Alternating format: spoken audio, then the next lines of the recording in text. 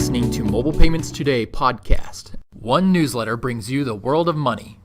The World of Money newsletter is a skimmable daily summary of payments and financial technology news from around the globe, covering trends and technologies in banking, fintech, transactions, blockchain, security, mobile, and more. Sign up now at worldofmoney.com. Hey everyone, and welcome to episode 12 of the Mobile Payments Today podcast. I am your host and the editor for Mobile Payments Today, Will Hernandez. Well, thankfully, we're back to a normal episode this week. I'll be chatting with Hrishi Talwar from Equifax about mobile digital identity, as well as one of our editors, Bradley Cooper, about recent blockchain developments. And it's not really a payments-focused episode this week, but these are topics that you'll find on Mobile Payments Today from time to time. But our news this week, the one thing I did want to focus on before we jumped into the Q&A, is very payments-focused, and it's actually something I came across today as I'm recording this, and I'm actually looking into it for an expanded story, so hopefully it'll be on Mobile Payments Today in the next couple of weeks. But apparently Apple is working with merchants in specific Chicago neighborhoods on an Apple Pay promotion, and when I saw this, my radar went up because I lived in Chicago for parts of 7 years, so I was curious to see what this was all about. And this promotion is not exactly a secret because Apple did post this on Twitter and linked to a promotion page on its site. And basically what's happening is they are working with merchants in specific Chicago neighborhoods like Lakeview, like Wicker Park, and the discounts range from anywhere between 10 to 25% off the purchase price when using Apple Pay. And the merchants are what you'd expect from something like this: coffee, food, some apparel stuff. And my initial reaction when I heard about this was, man, it just seems like Apple Pay is struggling to gain any kind of long-term consistent use with these type of promotions. That's why they're doing these promotions, is to help get more use. And it's a shame because I think overall, as far as the customer experience, Apple is probably the best pay out there. I still think Samsung Pay is a bit more useful because it does have a credit card style rewards program attached to it, and you know how people get with their credit card rewards. But that being said, the proximity mobile payments just in general continues to struggle in the US, despite whatever you're hearing about a cashless society or our march toward a cashless society. And as a lot of people say, in the US at least, cards aren't broken. They just aren't. And the US isn't Africa or China and those countries where there was little infrastructure as far as payments, card payments were concerned. And mobile phones just made more sense.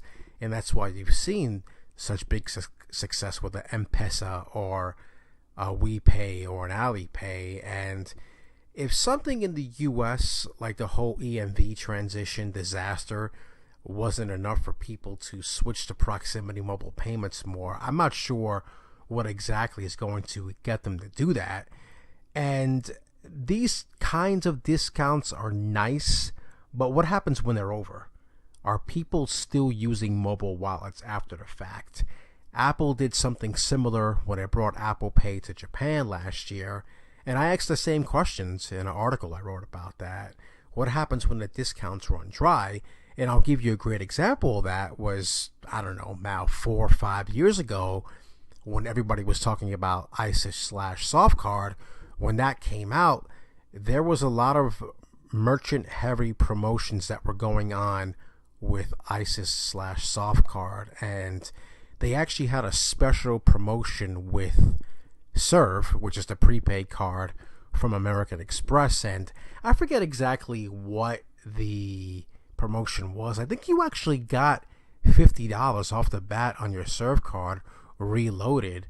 I should say loaded the first time, if you linked the Serve card to Softcard/ISIS. I think at that point it was still actually ISIS. Anyway, but again, what happens when those discounts run dry? And I think that's something that mobile wallet providers at this point still need to figure out. They still haven't really gotten that down yet.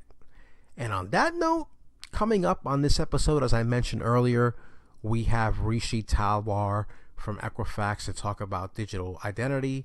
And after him, I'll have Bradley Cooper, who is the editor of Digital Signage Today, as well as Blockchain Tech News.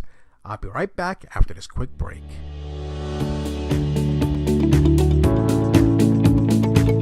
World of Money informs professionals in the financial sphere and end-user markets about trends, technologies, and ideas shaping the future of money and payments. Sign up for the free newsletter now at worldofmoney.com. And welcome back to the Mobile Payments Today podcast. As I mentioned last week, I am back with my weekly Q&A. And this week we have Hrishi Talwar. He is with Equifax and he specializes in mobile strategy and digital identity. And Hrishi, thanks for taking the time to join us this week. How's everything going? Everything's going well, Will. Thanks for having me on your podcast.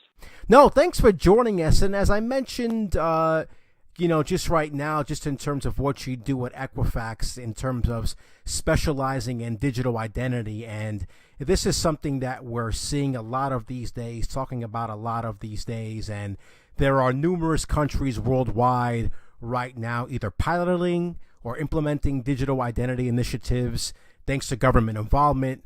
Of course, when you look at India, that seems to be with the Anhar system. That's kind of the most well-known out there right now. In terms of how Equifax views these initiatives, how does the company view what's going on right now in the industry? We find it very interesting because if you look at the overall government-based or involved digital identity systems, the big advantage that governments have is if the systems are built right, they can quickly get mass adoption from their citizens or consumers. And, one of the things that we have seen in a lot of these systems is they've really sort of skipped a couple of generations in terms of how they have evolved over time. So the good news is they're jumping directly from paper or in-person identity verification systems directly to digital, where the consumer may or may not be involved in managing that identity. So that's a pretty big leap and a right leap in terms of the direction. But there are a lot of caveats around it, right? As a consumer, when I look at it, the key thing is always going to be around how easy is this system made for me as a consumer to use it, to participate in it, to register for it, right? Surely it cannot be as complicated, as difficult as some of the in-person or paper systems that we have today. And, as Equifax, when we start looking at this, we see that as a very positive development, primarily because what this is going to do is it's going to promote consumer education, it's going to promote consumer adoption and then usage, just because of the fact that these systems, these identities, are going to be used predominantly in a lot of places. A great example that I give out is, if I could start using a digital version of my passport everywhere I went, it would be so much easier for me to not have to carry that document and be concerned about where it is and, do I have it on person as I'm leaving, or do have I securely stored it if I'm not actually carrying it on me? So that's a pretty key component there. Do you think it matters whether or not governments are initiating this or private corporations? Does that matter at this point, or is it just a matter of let's just get this done already because this is something that's been talked about for a while, and correct me if I'm wrong, we kind of have the technology to get this done. So does it matter if it's government initiated or private company initiated at this point? No, it doesn't. I would almost say it needs to be both, right? It cannot be one or the other, because each one of them is going to look at it from a completely different angle. How that identity gets used and where it gets used is going to be determined based on who's rolling it out. And that's going to greatly influence consumer adoption, right? And the key thing here is it's so tightly coupled to what the consumer wants to do with their identity that you could build the best mousetrap, but if a consumer does not find it easy to use, it's just going to sit there idle. Right, right. That kind of sounds like mobile payments in some aspects right now when you're talking about that. That could be a different discussion, but kind of getting back to this right now, obviously the smartphone is at the center of this whole thing. And what should be the role right now with the smartphone and digital identity? Yeah, that's a great question, Will. So if you look at how the smartphone usage is involved, right, you can sit down and look at all the stats. But on an average, about 57% of any time that a consumer spends on a digital interface or screen is actually the smartphone screen, right? We're spending about 5 hours a day of our life on a smartphone. And this is 5 hours of the time when we're awake, right? So that's pretty much consuming a third, maybe even almost a half of the amount of time that we are spending out there as human beings. The other key aspect about smartphones is if you start looking at statistics, you typically notice that your device is not with you in less than about 4 minutes. It continues to shrink. Contrary to that, the average amount of time it takes for a person to find out that they left their wallet is almost about 4 hours and constantly growing. So you can only imagine how many people have actually made U-turns and gone back home because they left their phone at home. But if I left my wallet at home, I could kind of survive pretty much the entire day without it. And so now you've got this really strong dependency on this piece of hardware. It's always with you. And it's kind of really secure because if you think about it, you're the only one that actually can use it to its full extent. So you're sitting and seeing this really secure enabler of information that's always on you. It's a perfect tool for you to leverage and use as a proxy for your digital identity. It's more secure than any physical document because you don't have to leave it with someone. And I truly believe that, as our digital identity ecosystem continues to evolve, smartphones are going to be a pretty key integral part of that ecosystem. Talk a little bit about the whole security aspect, because if you look at, we've seen some problems in India with the Aadhaar system in terms of some fraud problems there. And some consumers in general have some issues with even using mobile payments on a smartphone because they don't think it's secure. Now we might be asking them to put some kind of identity on there, which is a lot more sensitive to some people when it comes to security. So what do you kind of make of basically what's happening in India with the Aadhaar system? And then what lessons can other countries learn from these problems and give consumers more peace of mind going forward with these type of initiatives? Yeah, that's a great question, Will. So the way I sit down and look at it, these systems are only as secure as the point of entry into them. If I'm signing up and creating my digital identity on a device or on a digital system, the first key point that has to be stressed upon is how strong of a proofing have I built in there at the time of registration. Because if that's not done right, then all of the other downstream systems that are relying on this digital identity are susceptible to the security hole, right? Things that we are starting to see with the Aadhaar system in India, and I'm sure we will see it pop up in other systems that are starting to go into deployment across the world. One of the other sort of security holes that we see and NIST and some of the other organizations are starting to talk about is, what do we use for two-factor authentication to help complement these digital identity systems? We all know that our typical two-factor authentication around SMS and email is not as secure as we thought it would be. We've got to make sure that these digital identity systems that are being built are looking at other out-of-band ways of connecting with the consumer to add that level of confidence around the security that's built within the system. And I think that's where a lot of these initial early digital identity systems have security holes, and they have to keep building on layers of security around that to make consumers feel more comfortable about it. How much does something like IoT complicate things going forward? Because now you have all these different devices that are out there, and I don't know, maybe I'm speaking out of turn. I don't know somebody who's gonna have their identity on an Alexa or something like that, but on a smartwatch and things of that nature, I can see that happening.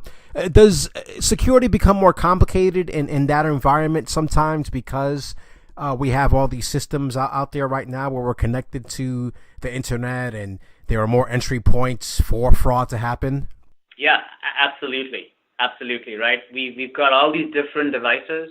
They all can store different types of information. Each one of them comes with their own set of underlying requirements and dependencies.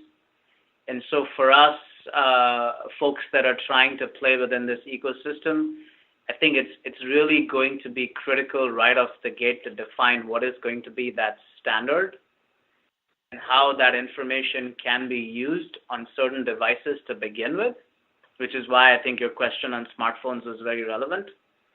And how do we test out that model, both from validating the security aspect of the identity system as well as the consumer adoption piece and the education piece.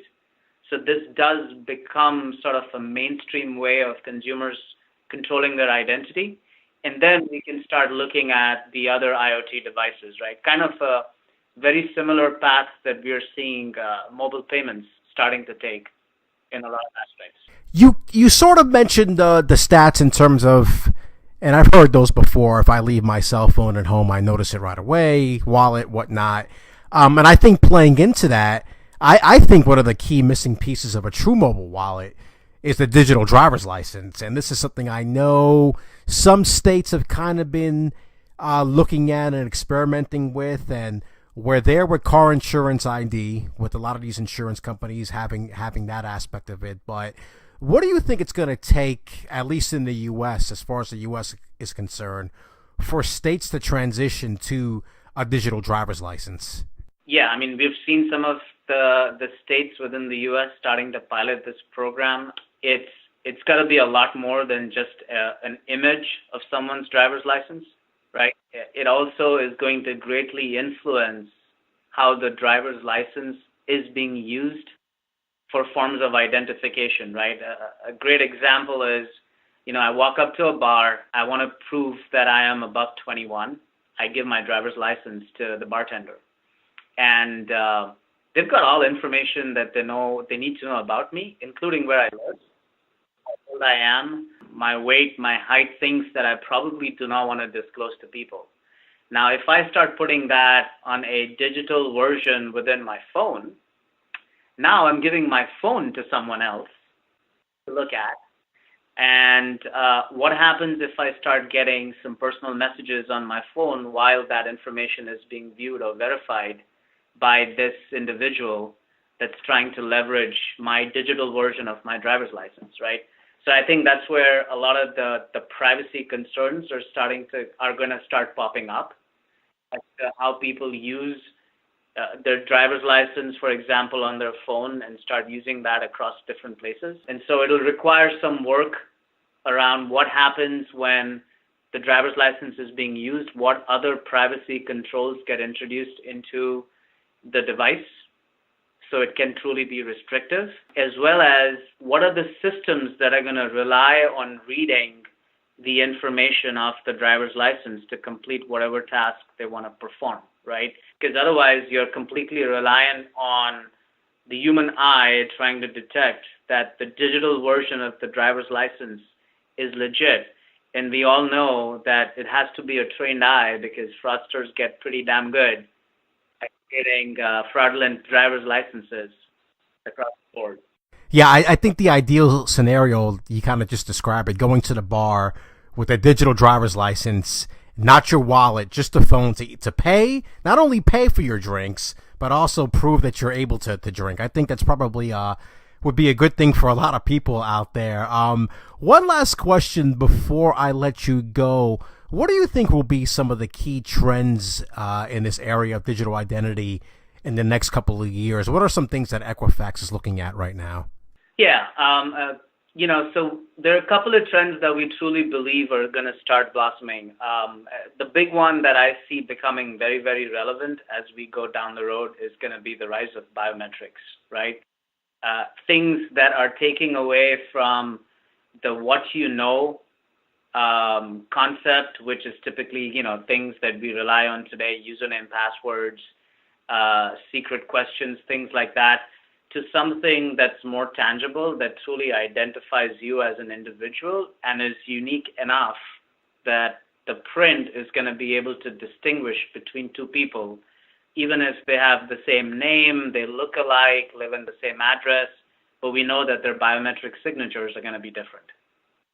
So that distinction is going to become very, very critical as we start going into the digital identity space, and that's why biometrics is going to be key. The other thing that I think is going to take off is more around a risk or trust-based access, which is going to really, really promote how consumers adopt and start using these systems. And what I mean by that is, depending upon the trust that is associated with an identity, with an individual, and depending upon the risk of what the consumer is trying to do, we will start seeing a wide variety of experiences that consumers go through. Some that will be very seamless, and some that will be very, very full of friction. And so it's going to be very important for us to find that balance and start almost creating sort of a trust network.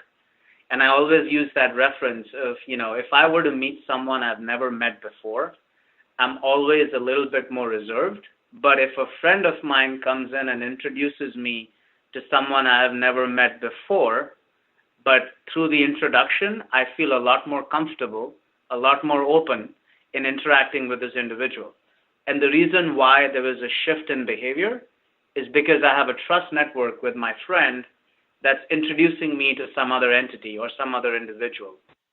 So establishment of the trust network is going to be very, very critical, and we'll start seeing it become more and more prevalent, because that's going to drive that seamless experience, which is going to promote adoption.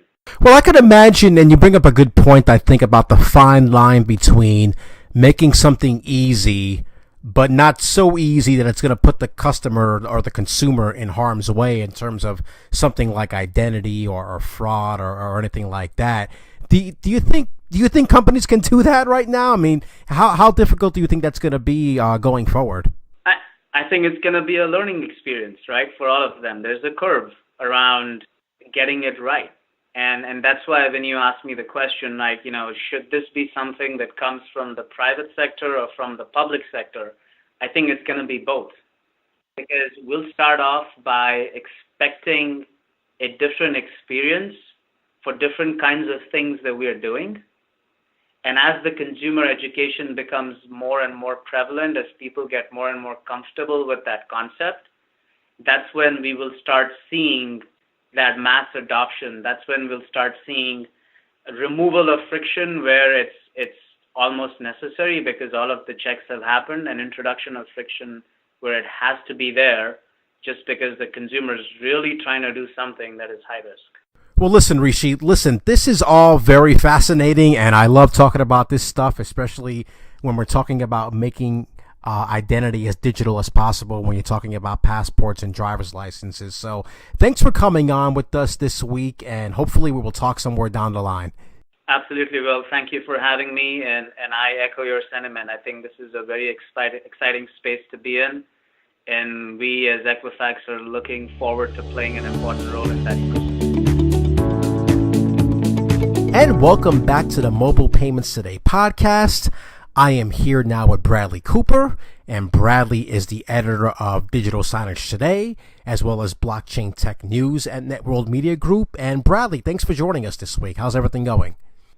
It's going great. Thanks for having me on, Will. Thanks, Bradley.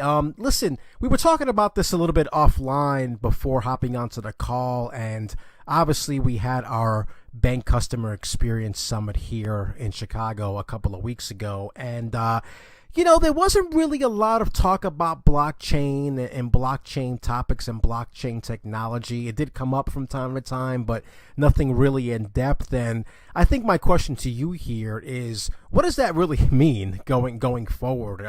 We do know that banks are looking at this, are talking about that, but the fact that at a bank technology kind of customer experience conference that topic didn't come up really much, what do you think that means, or if it means anything? I have kind of three observations about that. The first one is because blockchain isn't really a customer experience type tool, it's more something on the back end. That might be a reason why banks aren't focusing on it as much in that context. Second thing is blockchain is, I'd say it's at an impasse right now because you've got people implementing it and you've got people working on it, but there hasn't been like a huge amount of massive news about it. So I think a lot of banks might be slowing down and saying, well, let's wait a little bit on this. And I think the third thing is just that I'm sure, as you know, banks tend to be very conservative. So with blockchain technology, because it's so new and also attached to Bitcoin, some of them might be a little bit more hesitant to roll it out fully. Those are my three initial thoughts. Do you think the fact that banks are so conservative, does that mean that it really will take some time before we see widespread adoption, if at all, when it comes to the banking industry and blockchain technology? Well, sure. I mean, with banks, it took a lot of them a long time just to even adopt online platforms because they're by nature, risk adverse. So I think with blockchain, it is going to come into play eventually, especially with things like smart contracts and payments and security and identity. But I feel like they're going to be running a lot of tests. They'll be doing a lot of pilots. So I think it's honestly going to take, it's really hard to say. Maybe it could be anywhere between 1 year to 5 years down the road. And with the conservative nature of banks, I mean, you see this in other legal areas as well, like how people are using Bitcoin for cannabis purchases because no banks want to accept payments for it. So no, that's also a very interesting area when it comes to cannabis and banking. Just in terms of the nature of this association between Bitcoin and blockchain. Some people say you can't have one without the other. We both know that's not necessarily really the case. At least that's my understanding. But how much of that do you think is scaring banks away, that there's so much association between the two right now? I'd say it might scare them away of like going public or putting all of their attention on it. I think especially if you look at maybe the smaller to middle-sized banks that may not have as much information about it. I think, though, you are seeing a shift of blockchain away from Bitcoin towards things like Ethereum. And to be honest, I wouldn't be surprised if they start calling blockchain by a different name, like some company comes up with a new title to call it, like something related to banking technology or something like that, and rebrand it so that more people will be willing to jump on it. Yeah, it seems like Ripple has kind of been that company to kind of, what they do obviously is associated with the blockchain. Do you think they might have the best chance to kind of maybe disassociate blockchain and Bitcoin? Is that a fair thing to say? I'd say it's definitely a possibility. I think them and Ethereum especially will have a good chance. Obviously, Ripple just overtook Ethereum as the second largest cryptocurrency, actually just today. But with things like that, I mean, because virtual currency is so changeable, that could change by tomorrow. So sure, exactly. Yeah, we definitely see that happening almost daily. Bradley, one last question here before we let you go. Any particular things just to kind of keep a lookout right now, just in blockchain in general? Obviously, with things that are going on. You're covering the daily when it comes to the site, but any trends that we should be keeping an eye on here for the rest of the year?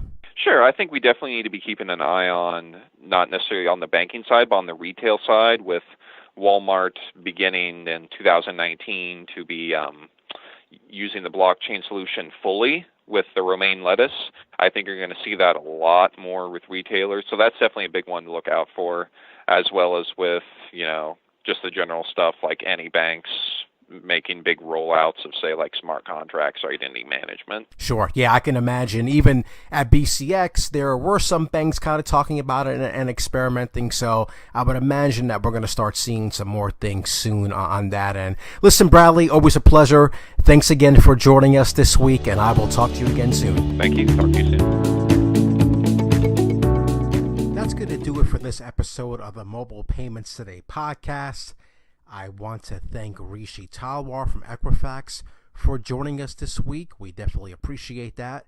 And thanks again to Bradley Cooper from Blockchain Tech News and Digital Signage Today for joining us this week on the Editor's Corner. If you haven't done so yet, please rate, review, and subscribe to the podcast on the platform of your choice. We're basically all over the place at this point. Apple Podcasts, Google Play, Spotify, SoundCloud, and Buzzsprout, I believe. We're just all over the place, folks. So please make sure to rate, review, and subscribe, because those things definitely help us out at the end of the day. And if you're on Twitter, you can follow Mobile Payments Today on Twitter at MobilePayToday. Again, that is at MobilePayToday.